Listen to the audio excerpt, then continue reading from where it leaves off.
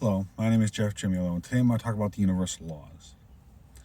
Universal laws are a series of simple interconnected laws that govern how the universe works, how everything works, how actually the Lord put these rules into place so that everything operates the same, even Himself. So we're going to go over these laws. There's 12 of them. There's also laws of karma, but we're not going to go over that today. But today is universal laws, and actually you probably know a lot of them. When I first learned them, I actually laughed because I actually knew, without their names, I actually knew and used a lot of them. So let's walk through them, shall we? The first one is the law of oneness. And everything in the universe is interconnected, and everything is part of a single field of energy. And energy can be God, could be source, could be the universe. So we're all technically connected. Which is really funny because this is actually the golden rule. Do unto others as you'd want to be done unto yourself. Or do unto others as you'd want to be treated. Which I live by, actually, because if I want to be treated well, I have to treat my dog well. And anyone I'm with, I have to treat well. Everyone I encounter, I have to treat well. If I don't treat them well, that's a reflection on me. I have to look and find out what's wrong with me. There's a healing problem on me if I don't treat someone well. But that's the law of oneness. And as an example, as I said, it's pretty easy to do. It's the golden rule. So I've been doing it for years, and other than the fact that I usually get really good karma for all that, because I don't treat people poorly. And from a oneness perspective, we are all connected. We are connected to the plants. We are connected to the trees. We're connected to the grass. We're connected to the earth. We're connected to each other. So it's how do you literally want to be treated? You know? But for the second one is the law of energy and vibration. And everything exists, physically or not physically, as a state of energy. And as we shift your energy, your experience in the world changes. Which basically means you don't experience things until you have the capability to understand them. So, if you happen to sit there and having a beer in your backyard and all of a sudden a UFO lands on your front lawn, it means now is your time. You can understand that now. Weird things like that.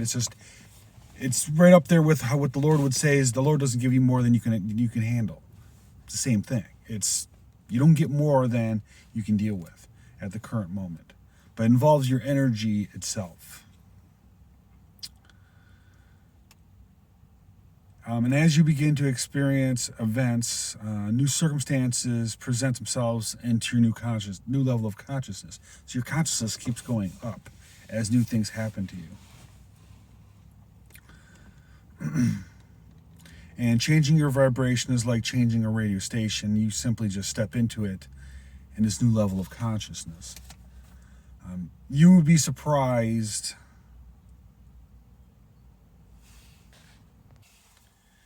how many people actually miss this one, because literally you vibrate at a certain frequency and things, other things come into play, other laws. However, your vibration is very important. That's why they keep telling you to raise your vibration, because your lower vibrations are, anger, hatred. The higher ones are love, compassion. So you may want to raise them to go up higher. And out of curiosity, I actually wrote these down today because I didn't want to miss anything. Number 3, the law of attraction. This is probably the best known law that everyone knows. It's like attracts like. It operates in conjunction with the law of vibration in that it works to bring you situations and manifestations according to the energy that you emit. So everyone emits out your vibrational energy. So what you emit, you actually also get back. You attract back to you. So if you're a real high vibing person, you get high vibing people come visit you. If you're very low vibing, you get low vibing people. Unless you're being tested by the universe or the Lord, you usually don't get high. You don't get the mix. And over time, it kind of settles out to where you don't get it, and you don't want it anymore. When you don't want it anymore, it just goes away.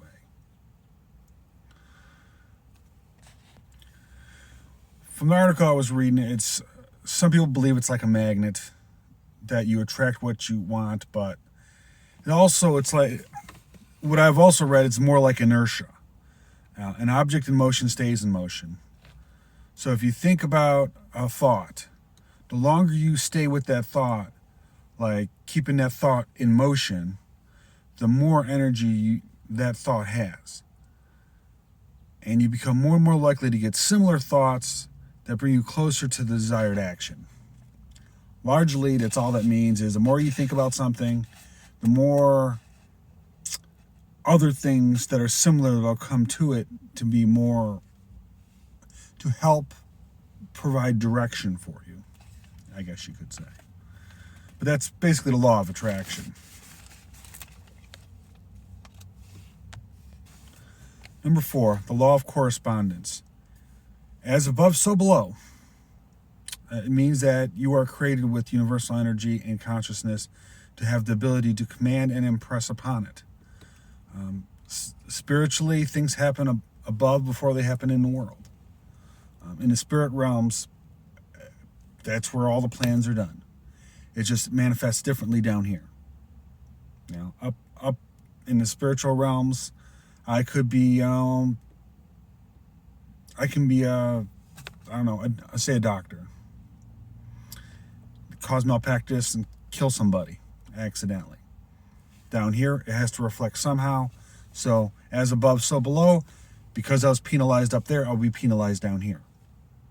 What does it look like? Don't know. By the way, that was just an example. I am not a doctor. But as above, so below is very actually famous in the spiritual world. Because actually that's how most tarot works, oddly enough. It's as above, so below. That's why it even makes sense. Generally, that also means that you can't actually operate outside of your character that's in the spiritual. Anytime you attempt to, it doesn't really work well for you at all. It just does not work. So if you're kind of good in the spiritual realm, you're kind of good on this planet here, and vice versa. And I'm not saying people are good or bad in either way. We're here to experience something. I could be down. Some people are down here to experience what it's like to be a serial killer because they want to know what it felt like. Welcome to the schoolhouse Earth. 5th rule: the law of perpetual mutation of energy. It's about your ability to remain in a state of flow. And energy changes constantly as your moods change and your life happens. You get upset with people, bad stuff happens, stuff happens. This law has some very, very positive implications to it. Because it means that you have the ability to transform your energy instantly. You choose whether or not you want to, when you hear something, whether you want to be happy or you want to be sad or you want to be just other than neutral. Because that's all what you choose to do.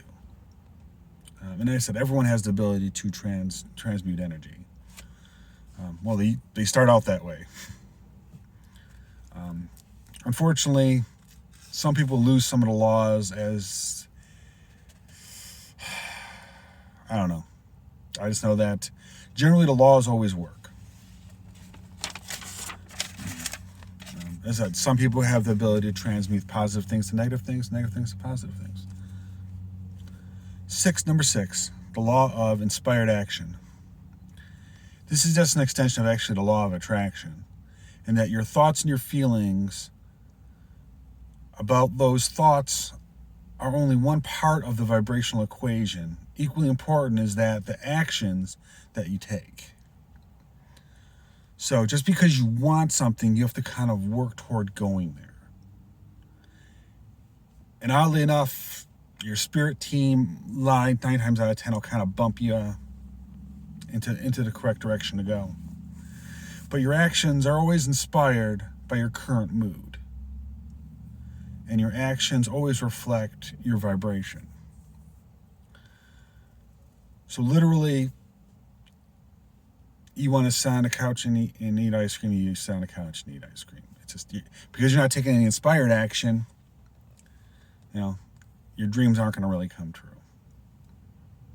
But those, as I said, that's kind of tied with the law of attraction, and that action is required, and you'll get a little bit of inspiration to go and do that action. Number 7, the law of cause and effect. And every action has an equal and opposite reaction. And every action has a preceding cause. This is a lot of karma gets hit here.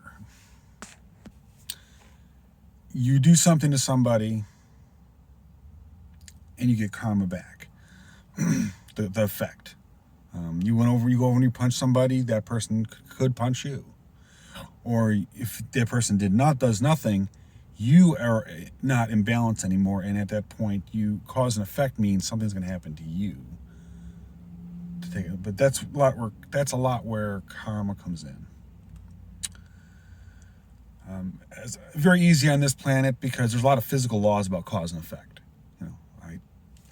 I touch a ball, I kick a ball, and it moves. So it's a very easy law to see. Number 8, the law of compensation. And is actually, oddly enough, this is you get what you give.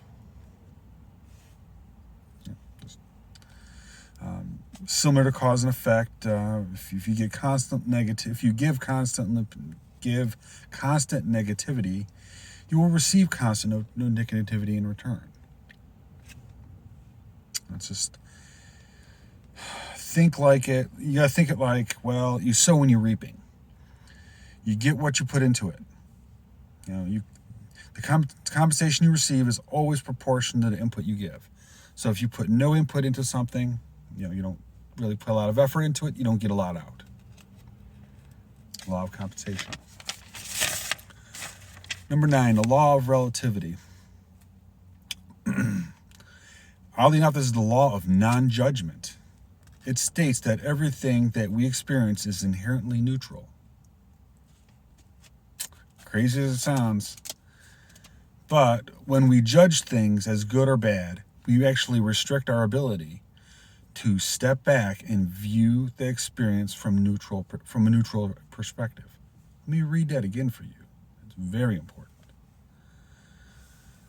When we judge things as good or bad, we restrict our ability to step back and view the experience from a neutral perspective. That's really important when you're here to learn something. And hence the reason why, asterisk on this one, you can't judge another person because you can never know their full story. Because you're not told everything. So hence the reason why you're not supposed to judge other people. That's why the Lord says it, and that's why the universe says it. Don't judge other people. Relativity. I also look at it as I've also been in a similar situation. Past life, I'm sure in past lives I've killed people. As I said, don't judge. You've had to do it before. You kind of got to look at it that way. Number 10, the law of rhythm and perpetual motion. And this is about everything in nature, from fluctuations in your mood to the cycles of the seasons to the ebb and flow of the tides and the spirals of the whole universes, or the galaxies, occur in cycles. And as you accept this, you will move more into harmonizing with the universe itself. Because everything has a cycle. Women have a cycle. Oddly enough, men have a cycle. It's just not every 28 days. I think it's like 6 months or so. My dog has a cycle. I think hers is like 5 or 6 months. I don't know. I'm just about to stop thinking about her having her period, she has her period. So it's that long, but not long enough for me to remember. More than you ever wanted to know, I know. Number 11, the law of polarity. It allows us to experience the world as we do here, because this is a very duality world.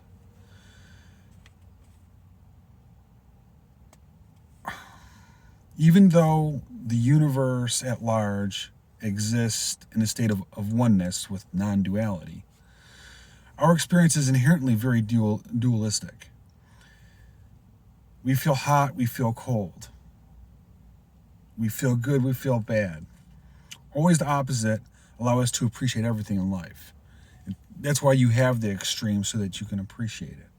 And as I said before, we come to the schoolhouse to learn things. A lot of things we learn are not good things. I go, but your soul wanted to know them. What is it like to lose a child? I wish no one would lose a child. However, your soul wanted to know, what is it like to lose a child? What is it like to be addicted to crack? If your soul wanted to know, you're on that contract. It's the way it works. Number 12, the law of gender. There's two types of energy, is really what the law says. There's masculine and there's feminine. Not really related to body parts, but it's more about active and passive energy, yin and yang. The centers exist within all of us for both of these, regardless of what you identify as a male or a female. I spend a majority of my time in feminine energy. And who talks to me? Well, I'm nurturing, to let you know. The masculine side comes out whenever I need to do something competitive. And that's what people kind of forget, is we have it in both of us. And everyone has the law of gender. And I said, the only reason I'm throwing it out is because constantly I'm being thrown into, oh, well, you need to be in your feminine energy. Oh, well, thank you. So those are the universal laws. Those are all the laws that even, I said, they're put into place. Even God has to follow these laws. There's other laws. There's laws of karma and other laws. But these are the ones, there's the 12 that I generally follow almost all of them. And it's really crazy, because you sit there and you think, like, well, you never really think about it. But then you give a little bit more thought and go, yeah, well, I kind of do follow that. So the question is, out of the 12 laws, how many do you actually know about and follow? Before I even knew these, like the law of karma. I've seen the law of karma. Even though it's not listed here, I think it's called cause and effect. Law of karma, I've seen it throughout my life. I've seen,